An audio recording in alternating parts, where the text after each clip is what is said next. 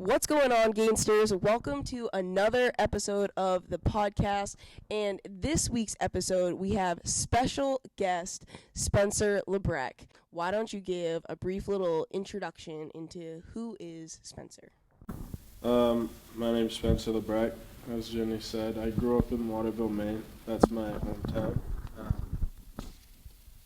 A little about me is I'm a big football player. I love anything that has to do with sports, especially like lifting. Jenny's helped me with lifting a lot. So, I mean, the basics is just football and lifting. That's kind of what I'm known for. It's my thing. That's what you're known for, but like, who are you, man? What do you like to do other than football? Like, what makes Spencer Spencer? I write poetry. Do you really? I've never, like, will you read? Not, you don't have to do it now, but do you read it to people? Depends on the person. How long have you been doing that for? 6.5 years. Oh, wow, that's a long time. Yeah, since my uncle died. Was that kind of like a catalyst into like what? So, when I was in 5th grade, my parents got a divorce, and I didn't really know where I was without both parents in the house, and obviously that's kind of ballistic for anyone, but it was just really detrimental to my mental health, and I was trying to figure out who to, like, side with, because both of them were just going and trying to wring each other's neck.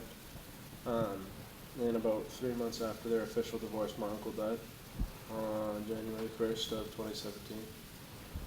So that was just like, I was at my grandparents' house, and my mom woke me up at 3 a.m., and she's like, something bad happened. I'm like, oh, did my Uncle Hooker die? Because he was 93 at the time. He's 98, I think, right now. And she goes, no, that's a good guess. And I go, what happened? And she goes, Uncle Steve died, and everything went downhill from there. And that's kind of just when I started writing, because I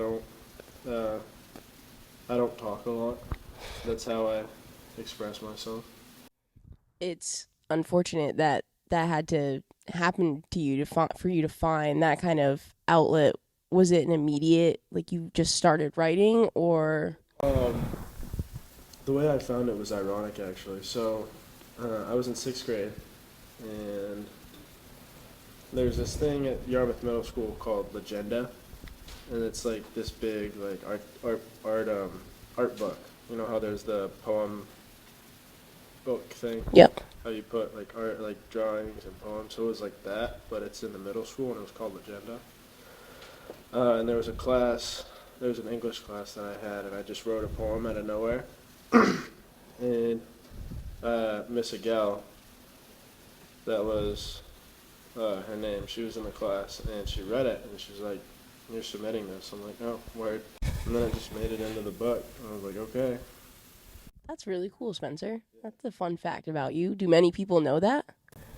No, I'm going to select two. Well, now everyone knows. Was your relationship with your uncle, like, explain that relationship, and especially how it impacted you through your parents' divorce? Well, my relationship with my dad is spotty. It always has been. And my uncle's on my mom's side, so there was also always a closer relationship with him than there was a lot of guys. So he was kind of the only adult I looked up to at the time. So my relationship with him was very personal. It was very special. You know, it was when I was a kid, he'd pick me up and throw me.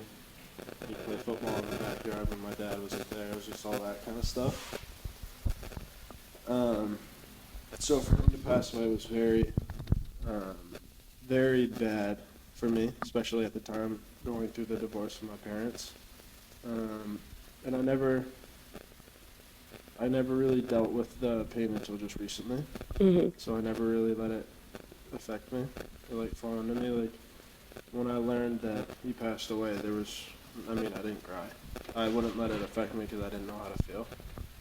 So I've always hid myself from any sort of emotion with that was related to some sort of sadness. Now, 2017 he passed away. What grade were you in? 6th grade.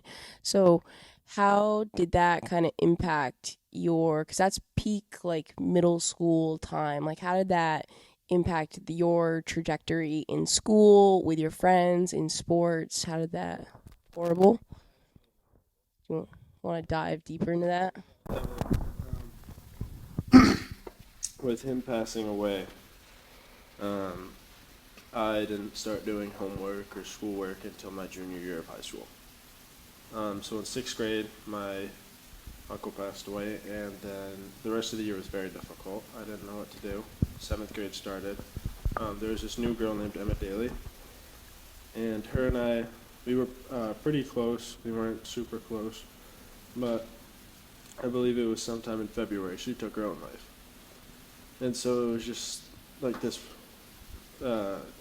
continuous effect of dread, and I just wouldn't, I wouldn't bring myself above anything. I would just let myself sit under everybody else, and I didn't try and catch up, or I didn't try and pick myself up. I just let myself fall, and that was my biggest mistake. Is I let myself fall because I didn't do anything to cope with the pain.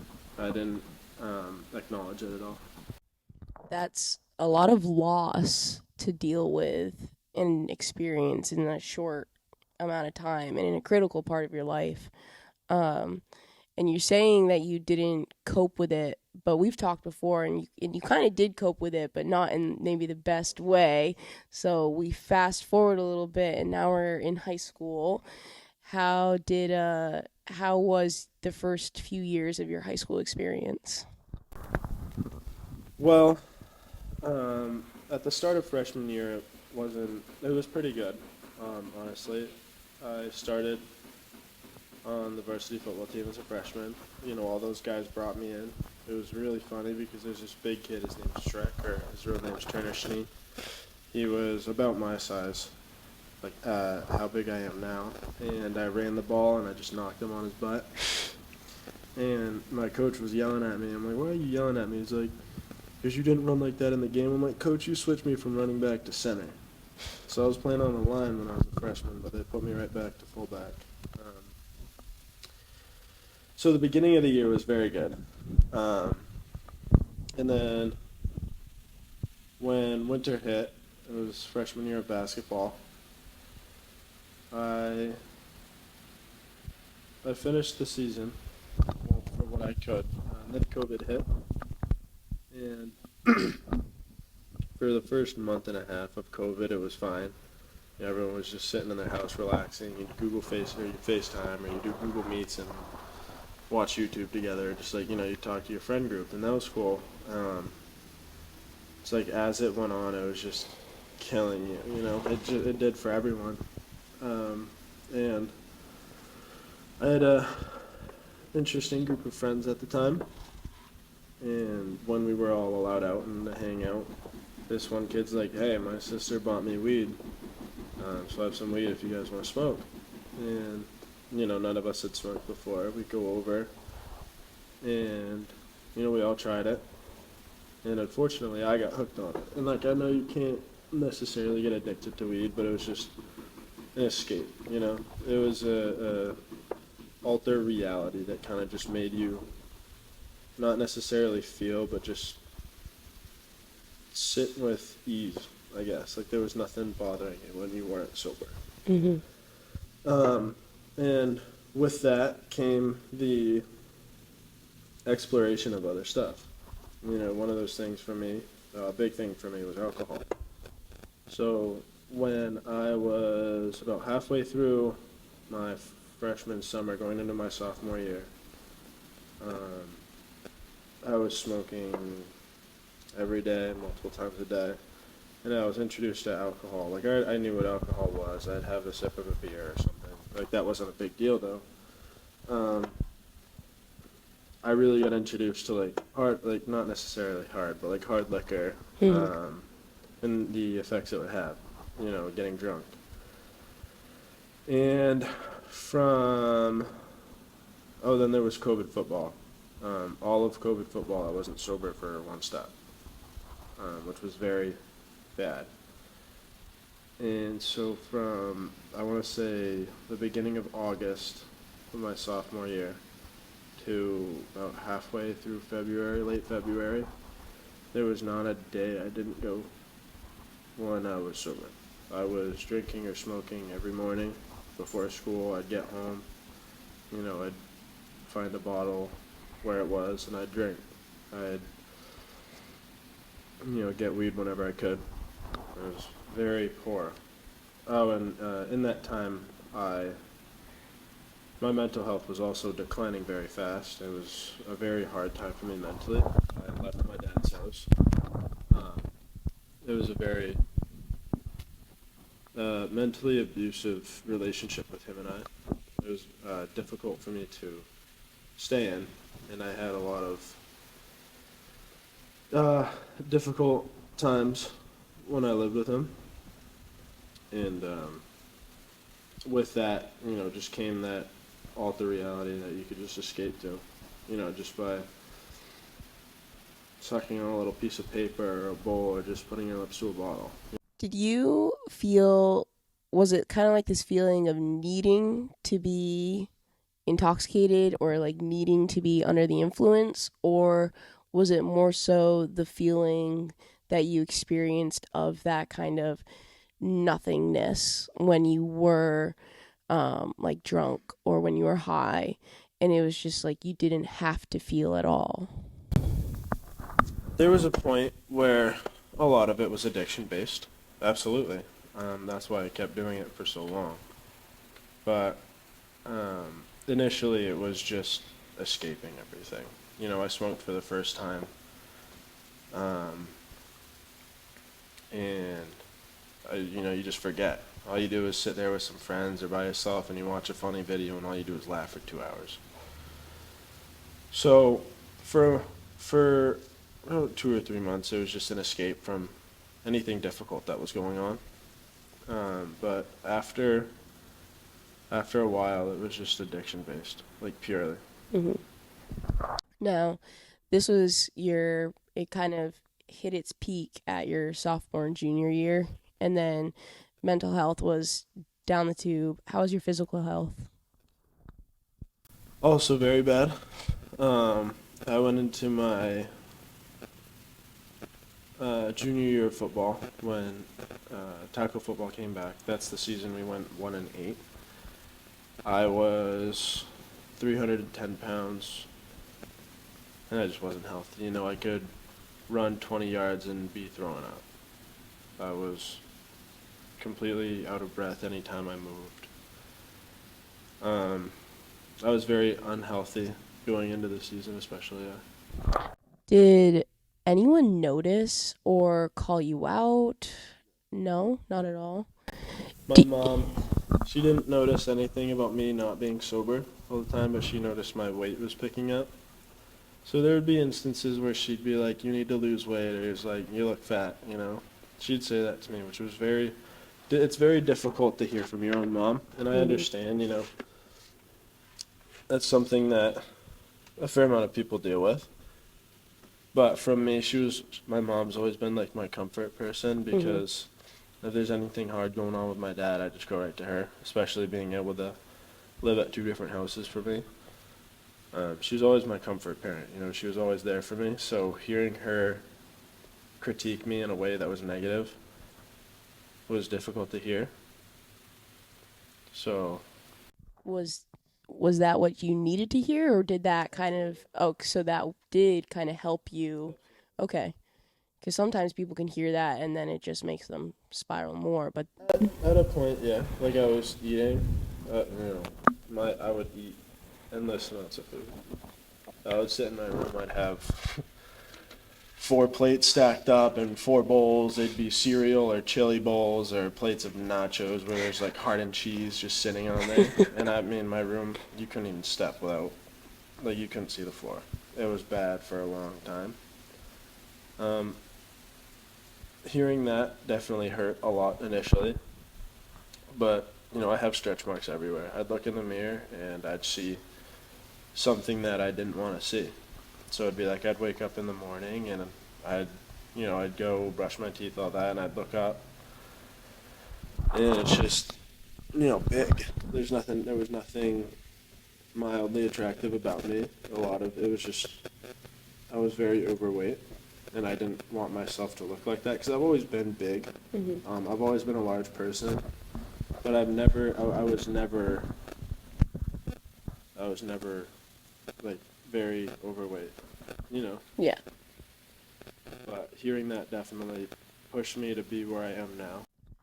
Is that all it took? Was kind of her saying that, or was there anything else besides you kind of facing yourself and being like, I'm not liking what I'm seeing physically or like mentally, of like going towards the alcohol and the weed to escape from reality? Was it just your mom saying like, hey, you need to smarten up and that, or did anything else happen to kind of get you to really change your mindset to like, I need to change something? There was a lot that played into me getting sober. When I was not mentally healthy, I was going to do something very stupid. And as I began, my sister walked in my room asking for help on her math homework. She does not know. She does not know what was happening. It was something very dumb. And, I realized, like, I've missed out on so much of my life. Like, I didn't have a relationship with my little sister anymore. It was very difficult to see because she wouldn't, come to me ever, talk to me, or hang out with me for a long portion of time. And no one knew about my substance abuse. No one figured it out or knew ever. But changing my life, there was just so much that pushed me to it because, I think about my uncle, how he'd take time out of every day just to come and hang out with me. I was his nephew. I wasn't his son. I wasn't his daughter. I'm not his sister or brother. I'm his nephew, and granted, that's still family. He made an effort to come see me constantly, so I think about him a lot and how, he'd view me if he were still alive. But there was multiple things that played into me sobering up. Does your family know now about the substance abuse? Your mom? My sister does vaguely. Okay. I don't like to talk to my sister about that because I don't want her to see me as a poor role model, and I don't want her to know when I was like weak in quotations, Yeah. I don't want her to see that side of me ever. But there was a point where my mom noticed my mental health declining, and I didn't tell her anything ever until about a month ago. I told her everything that happened when I was younger, and we had a very 2-hour-long, 3-hour-long discussion about it. It was difficult. Yeah. But only my mom knows, and my family, about everything. When you started to make these changes, one, how difficult was it for you to kind of put down the bottle, put down the substance abuse, and really start to shift your life into healthier habits? For a little while, it was one of the hardest things I've ever done. It's like, you can't explain it. Like, you sit there, for me it was 7, 8 months. I was simply relying off of, something that made me not feel. So when I really, turned my life around about halfway through junior year, when I really turned everything around, it was just it was so difficult because all my friends at the time, they were stoners, they were drinkers. Still partying. Yeah, it's like, they'd be like, hey, come out and do this. I'm like, I can't. It's like, there was so many opportunities for me to go back. That was definitely a big play. And I had withdrawals for sure, like alcohol especially. I'd be sitting in class and I'd be sweating. It could be 10 degrees outside. I'd be sitting there with cold sweats, I'd be itching all over. And all I wanted was a sip, but you can't I feel as if you can't put into words the difficulty of sobering up, like genuinely. Like you can say it's hard, but you can't explain it. It's very difficult as someone who also struggles with alcohol. It's very difficult to describe the feeling of like wanting to like just a sip, and you're just like, I know, like you're like, oh, I could be fine with just a sip, but like you know yourself, and it's just like I'm gonna taste it, and then like that sip is gonna just turn into multiple drinks. Yeah, it's like there's a thought in your head that it's like it's an I want factor, but then once you have it, it's an I need. Mm-hmm. So it's like there's a little crater that sits at the bottom of your stomach, and it's just like once there's a little bit, there's a lot. That was a great way to explain it. The I want turning into an I need, because that's exactly what it feels like. And it's hard, but when you cave to the I want and then it becomes an I need, it just becomes harder to, yeah. When you started making these changes, did you find that you needed to find a new friend group? And how did you go about doing that? Well, my initial friend group, we had been friends since I moved here in third grade. You know, all those kids they were my boys, they were family. And then we had gotten into a lot of fights and disagreements throughout the years, and we had a big one my junior year, and that's when everything really broke off between us. But, I mean, finding a friend group was really difficult because I was known by nearly everyone in the school. You know, I'd sit there, I'm the only kid who's lifting over 500, 600 pounds on a lift. So it's like I'm known for this and that, and, you know, I like a lot of kids, but there's not kids that I feel like I can genuinely grow a relationship with. So it was very difficult finding a group of friends that I really, you know, I cared about personally and that I felt they cared about me. But I found it. You know, I found one. I'm friends with, my closest friend is Rohan, and he was my football center, for those of you who don't know. Love Rohan. He led the pack.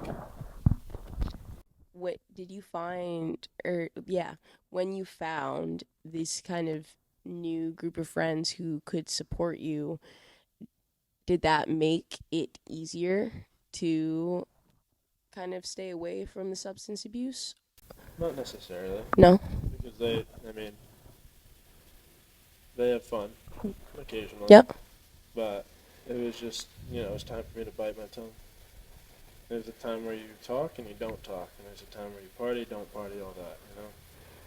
And it was just time for me to stop. I really needed to pick up my life. You know, I was living in despair and misery for 6 years. I was sitting there sad, I wasn't sober, I just needed to pick up my life. So At a very young age, I might add, like, it's almost, it's not good that it happened to you, but it's good that you were able to recognize it so early and get ahead of it, especially going into your senior year of high school.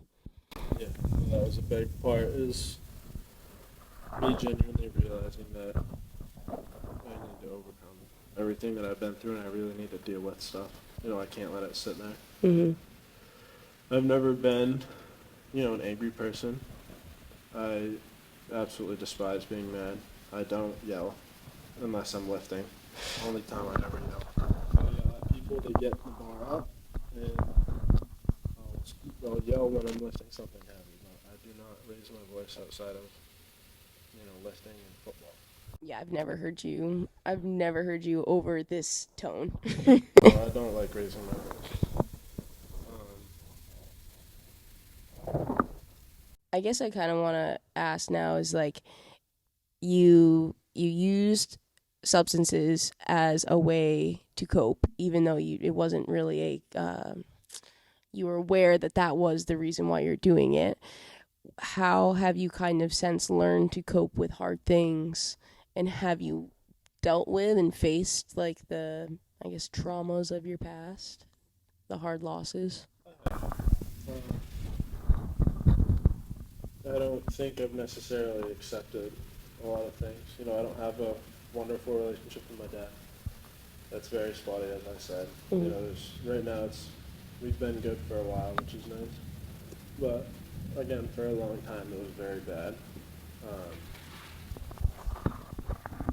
So, I mean, now I cope with the stuff I do. I mean, the gym's my home.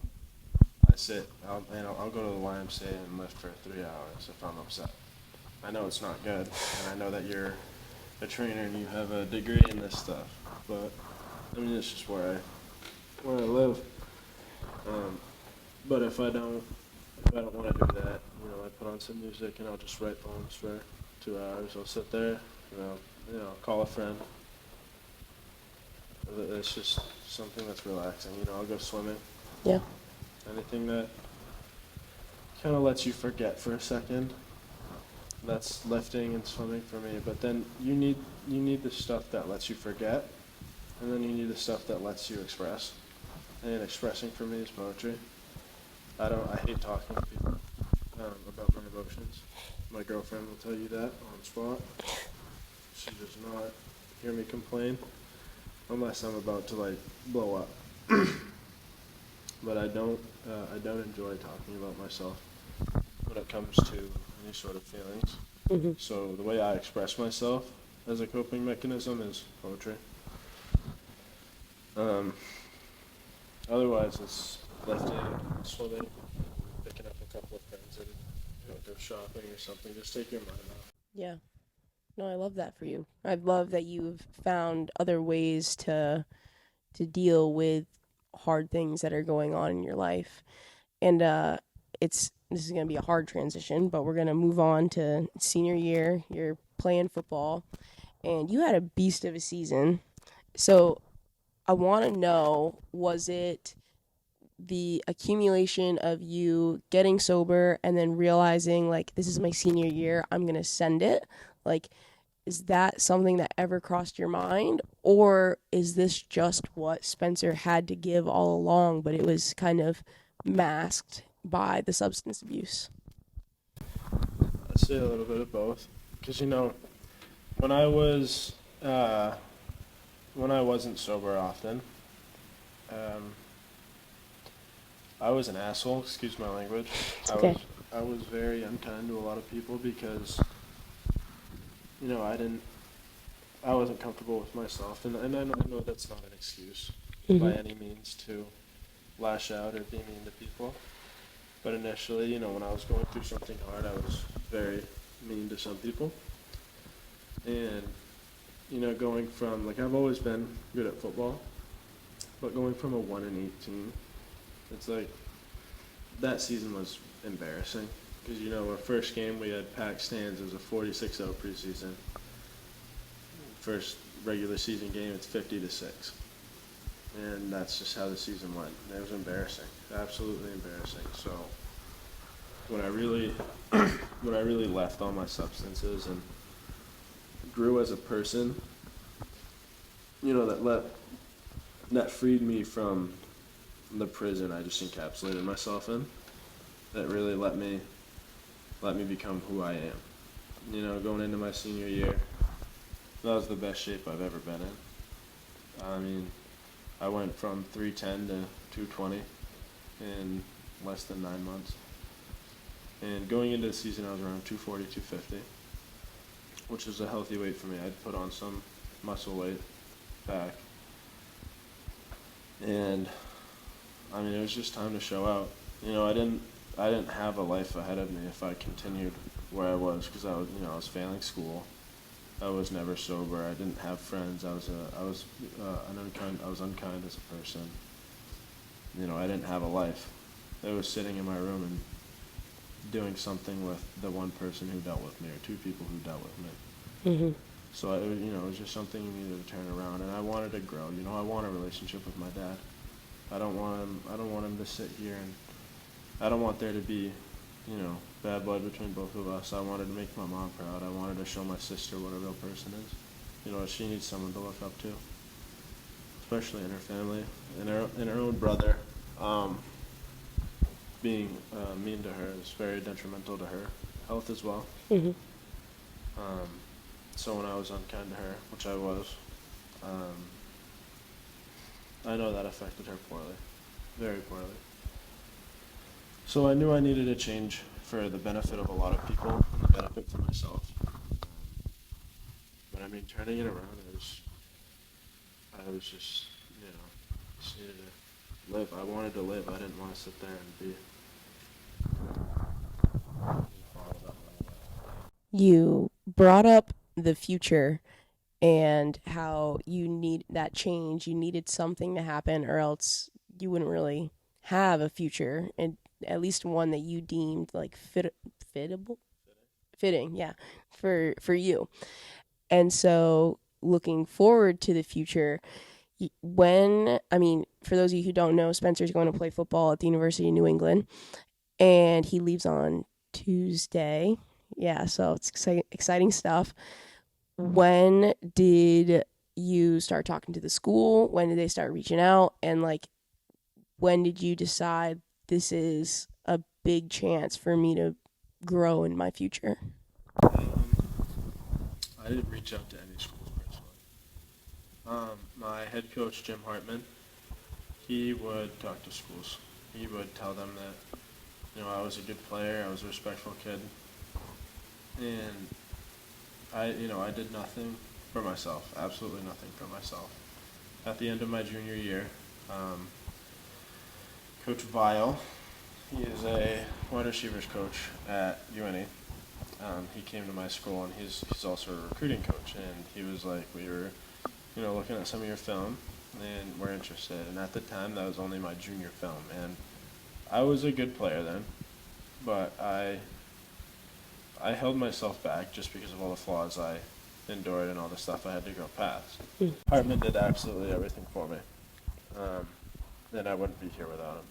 There's no possible chance I'd be going to UNE and playing football for them if he hadn't set everything up. So the coaches came, did they come senior year and like really kind of like ask you, hey, we want you to play at UNE? And how did you make that decision? Well, both of my parents went to UNE. My mom was post-grad, my dad was all for, she went for medical school, sorry. My dad was there for, from undergrad to master's. And,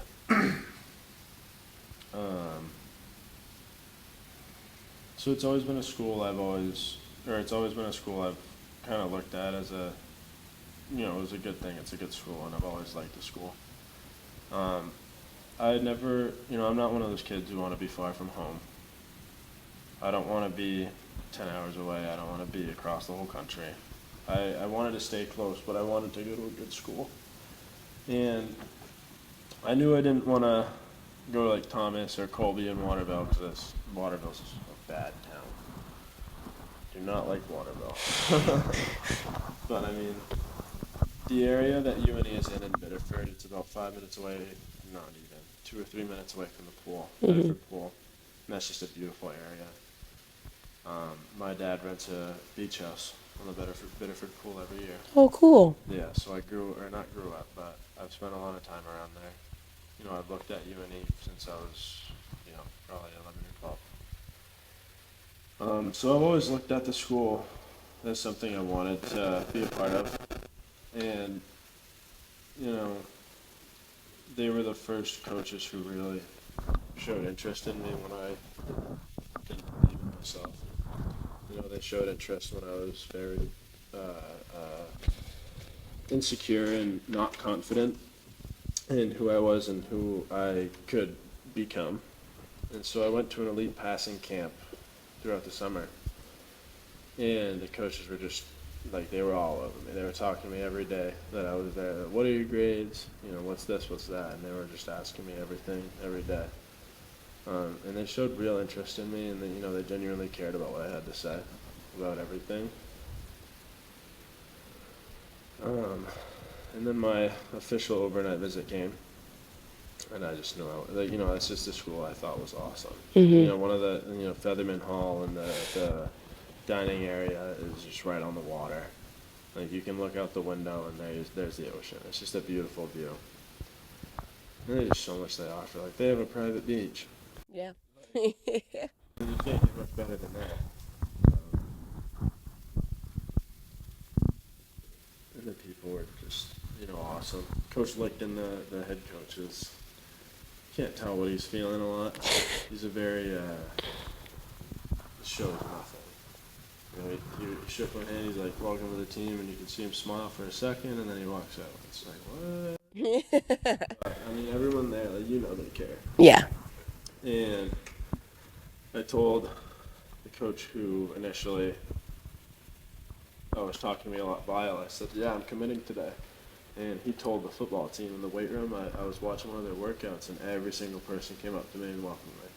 That's awesome. There's 120 guys in the weight room. Yeah. So it's like obviously I didn't get to know all of them, but, I know who they are. So that's just, it was a really cool experience to see, what family was to everyone there. Yeah. Because it doesn't matter who you are, where you're from, If they see you and you're part of their family, you're part of the family. No questions asked. But yeah, I've always loved the school since I was young till now. And it's just going there, kind of a dream come true, because like I said, a year and a half, 2 years ago, I had no future. Mm-hmm. I was going down a slippery slope, and I just turned it around, and now I'm going to the college I've always wanted to go to, and I'm playing football in college, so. That just shows the power of these small decisions and your ability to, even if you're in a dark place, to turn it around and do the things that you want and to achieve what you want, which is what you're doing, which is really awesome, man. I'm very excited for you, and I'm very proud of everything that you've done. Last little bit here, I just want your kind of, advice is to anyone who's listening or watching. If they're going through a hard time, what do you have to kind of say to them? If you're having a hard time, what works for me isn't going to work for everyone, obviously. My advice is just don't bottle. Don't hide your emotions like I did, and I know that's a lot easier said than done for a lot of people. Find what makes you happy and what you find comfort in. Personally, when I'm writing poetry, there's just a soothing feeling about it that you just don't get doing anything else. And you have to surround yourself with good people. If you're going through something and you surround yourself with bad people, it's just awful. And I learned that the hard way as well. It's so bad, because if you're depressed, if you have anxiety, or you're going through something really, really difficult, that doesn't have to even include any sort of mental illness. It's just it makes it so much more difficult when you're surrounded by someone who is negative for you. I would say, doesn't matter who you are, go on a run, get some sort of physical activity in when you're upset. I don't know much about how it affects your brain, but I know it boosts something in your brain that at least clears your head and makes you happy for a little bit. Yep. So physical health is very important, especially when you're upset. I know that helps a lot. So don't be scared to go to the gym. Not everyone, but a lot of people are there to help and be kind. They're not going to be mean. Absolutely. Well, Spencer, I want to say thank you from the bottom of my heart for you coming on here and sharing your story and speaking from your heart, because I know it's not something you normally do, and I know it's difficult. And I think Tess will be very proud of the man that you are becoming and all of the adversity that you've already overcame. So I wouldn't worry about being a bad role model. I think you're really leading the charge there and setting a really high standard for every person that she wants to have in her life. So I think you're being a really great big brother. And just thank you. And thank you everyone for listening. And if you have questions, want to talk to Spencer, feel free to reach out to either of us, and we're happy to help. So thanks for listening, and Spencer, thanks for coming on.